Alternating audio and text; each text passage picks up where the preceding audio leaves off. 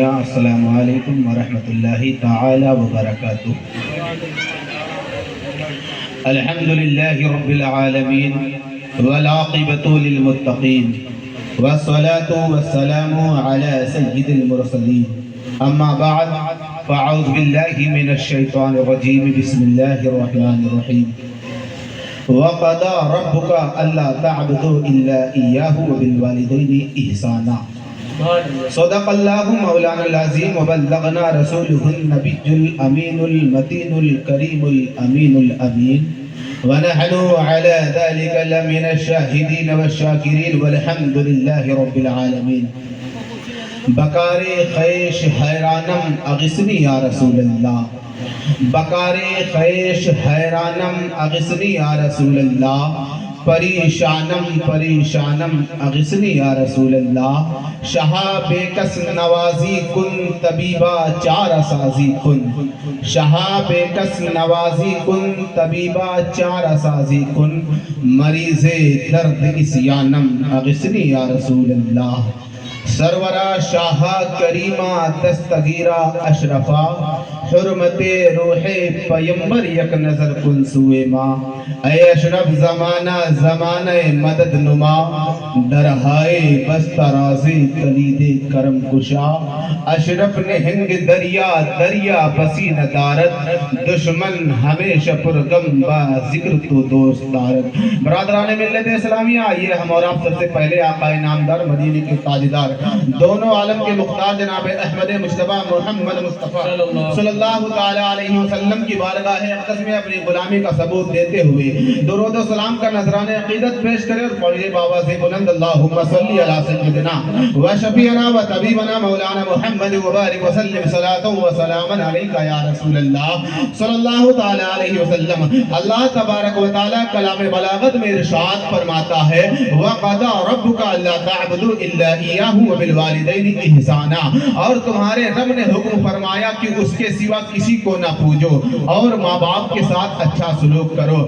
اے ایمان والو، اللہ تعالیٰ کی بے شمار حمد و ثنا اور شکر احسان ہے کہ اس نے اپنے محبوب پاک صلی اللہ تعالی علیہ وسلم ہم لوگوں کو عطا فرمایا ہے۔ وہی رب ہے جس نے تجھ کو ہمتن کرم بنایا، وہی رب ہے جس نے تجھ کو ہمتن کرم بنایا، ہمیں بھیک مانگنے کو تیرا آستہ بتایا، تجھے حمد ہے خدایا، تجھے حمد ہے خدایا۔ کروڑوں درود و سلام ہو اس محبوب عظیم پر جو خالق کا محبوب ہے اور مخلوق کا بھی محبوب ہے۔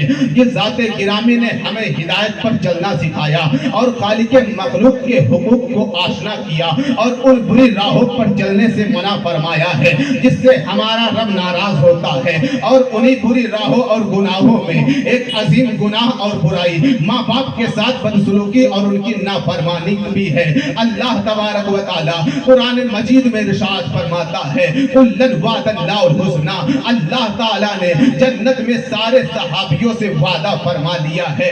کُلًّا، کل کا کل، ایوری ون، all صحابہ without any objection، مگر ایک صحابی رسول کا حال یہ ہے، آخری وقت ہے، کلمہ پڑھنا چاہتے ہیں لیکن منہ سے کلمہ نہیں نکل رہا ہے۔ سوچ تو کہاں، صحابی کہاں، جب یہ خبر آقا صلی اللہ تعالی علیہ وسلم تک پہنچتی ہے، یا رسول اللہ ایک بندہ ہے کلمہ پڑھنا چاہتا ہے لیکن منہ سے کلمہ نہیں نکل رہا ہے۔ آقا نے کہا کیا اس کے ماں باپ زندہ ہیں؟ عرض کرتے ہیں یا رسول اللہ باپ نہیں ہے لیکن ماں ہے۔ آقا نے کہا ماں کو بلاؤ، ماں کو بلایا گیا۔ آقا نے ارشاد فرمایا، اے خاتون کیا تو اپنے بیٹے سے ناراض ہے؟ خاتون عرض کرتی ہے یا رسول اللہ میں اپنے بیٹے سے بہت پریشان ہوں، یا رسول اللہ میں اپنے بیٹے سے بہت مایوس ہوں۔ آقا نے کہا معاف کر دو۔ خاتون کہتی ہے یا رسول اللہ آپ حکم دیں گے تو میں زبان سے معاف کر دوں گی مگر معاملہ دل کا ہے، میں دل سے معاف نہیں کر پاؤں گی۔ یہ ہمیشہ اپنی بیوی کو مجھ پر ترجیح دیتا ہے،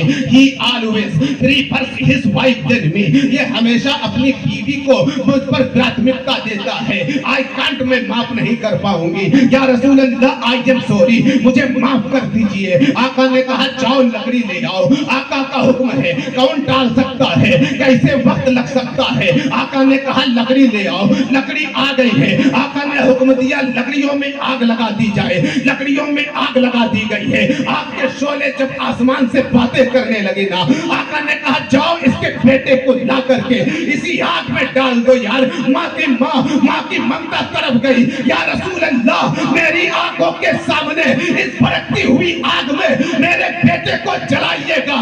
آقا نے کہا کیا ہوا تجھے؟ اس معمولی سے آگ میں اپنے بیٹے کو جلتا ہوا نہیں دیکھ سکتی ہے.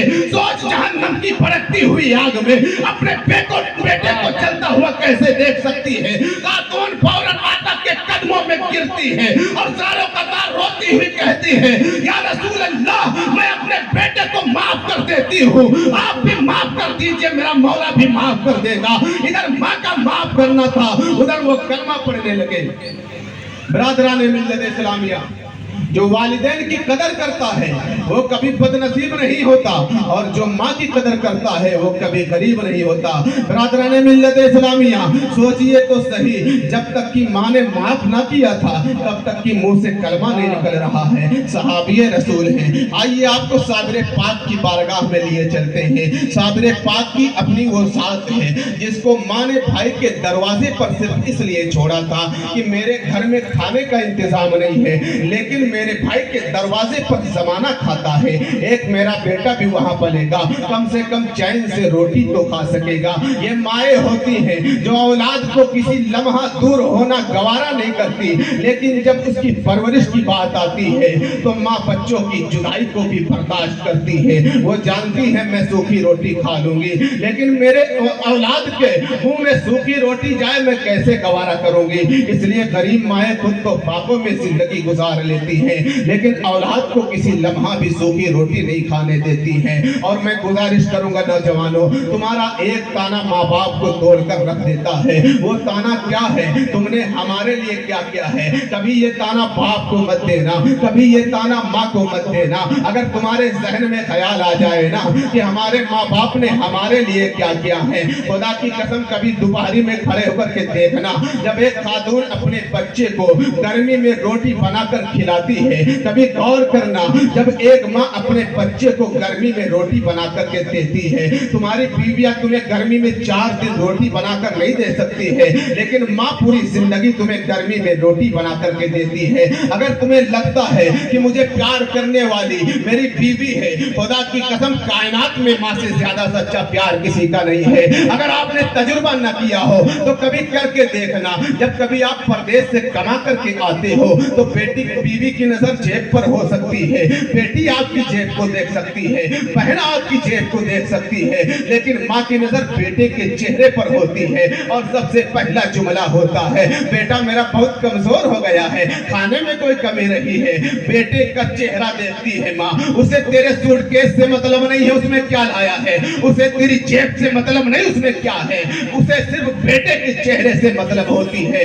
آج نوجوان کہتا ہے تم نے میرے لیے کیا کیا ہے. خدا کی قسم کبھی روڈ پر کھڑے ہو کر کے دیکھ اور ایک باپ اپنے بچے کو کیسے پالتا ہے. تجھے کیا پتا باپ نے اپنے سر پر دھوپ ساری لینے کے بعد تیری زندگی میں چھایا دی ہے, اور آج تو کہتا ہے باپ نے میرے لیے کیا کیا ہے. خدا کی قسم کبھی بارش میں کھڑے ہو کر کے دیکھ اور پوچھ اپنے پڑوس کے لوگوں سے کہ جب میں پیدا ہوا تو میرے ماں باپ نے مجھے کیسے پالا, تو وہ بتائیں گے کہ جب تو بیمار ہوا تھا نا کسی نے بتایا, ڈاکٹروں نے انکار کر دیا تھا یہ بچنے والا نہیں ہے, تو کسی نے بتایا پورا مزار پر لے جائیے, تجھے یہ باپ لے جا کر کے مزاروں کے چکر لگاتے پھرتے, جب ڈاکٹروں نے انکار کر دیا تھا یہ اب نہیں بچے گا, تو باپ کہیں کی ایسی کوئی چوکھٹ نہ باقی تھی جہاں تیری زندگی کی بھیک نہ مانگی ہو, کوئی مسجد ایسی نہ تھی جہاں ماں نے تیرے نام کی دعائیں نہ مانگی ہو, کوئی چوکھٹ ایسی نہ تھی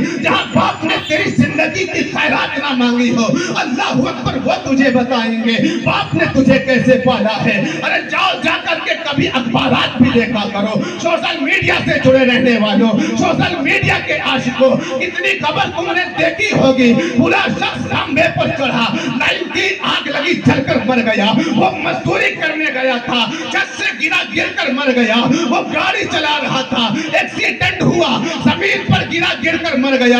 بتا تو صحیح ایک باپ اپنے پیٹ کو کتنی آسانی سے پال سکتا ہے. سوال صرف اپنے پیٹ کا ہو تو باپ کہیں پر بھی رہ کر کے اپنا پیٹ پال سکتا ہے, لیکن کس چیز چیز نے اسے مجبور کیا ہے 11,000 کی لائن کو چھونے کے لیے؟ کس چیز نے اسے مجبور کیا ہے ایکسیڈنٹ کے لیے روڈ پر آنے کے لیے؟ کس چیز نے اسے مجبور کیا ہے چھت سے گرنے کے لیے؟ اگر اسے مجبور کیا ہے تو وہ ضرورتیں اپنی نہیں تھی، اگر وہ ضرورتیں تھی تو تیری تھی، تیرا بھوش تھا، تیرا مستقبل تھا، جو باپ کو موت کے منہ میں لا کر کے ڈھکیل دیا۔ باپ پوری زندگی موت سے لڑتا رہا اور آج تو کہتا ہے باپ نے میرے لیے کیا کیا ہے۔ خدا کی قسم اگر اس نے کبھی تجھے بلڈنگ نہ بھی بنا کر دی ہے تو یہ مت کہنا کہ باپ نے میرے لیے کچھ نہیں کیا ہے۔ خدا کی قسم اگر تیرے سر پر چھت سلامت ہے تو تیری بدولت نہیں، باپ کی بدولت ہے۔ اور اگر باپ کو سمجھنا ہے، باپ کا اندازہ لگانا ہے، تیرے بس کی بات نہیں ہے۔ صرف اتنا سمجھ لے باپ کا نام آدھار کارڈ سے ہٹا دے اور پھر سماج سے پوچھ تیری عزت کیا ہے۔ کوئی تجھے بستر کیا اپنے سامنے کھڑے ہونے نہیں دے گا، تیری اوقات کوڑیوں کی رہ جاتی ہے اگر باپ کا نام آدھار کارڈ سے ہٹا لیا جاتا ہے۔ اگر سماج میں تجھے عزت ملی ہے تو تیری بدولت نہیں ہے، باپ کی بدولت سماج میں عزت ملی ہے۔ درود پاک پڑھ لیے اللہم صلی علی سیدنا و شفیعنا و طبیبنا مولانا محمد مبارک وسلم صلاۃ و سلام علیکہ یا رسول اللہ صلی اللہ تعالی علیہ وسلم۔ حضرات محترم وقت زیادہ ہو رہا ہے، اس وجہ سے میں اپنی تقریر یہیں پر ختم کرتا ہوں ان اشعاروں کے ساتھ۔ واہ کیا جود و کرم ہے شہ بطحہ تیرا، نہیں سنتا ہی نہیں مانگنے والا تیرا، استغفر اللہ ربی من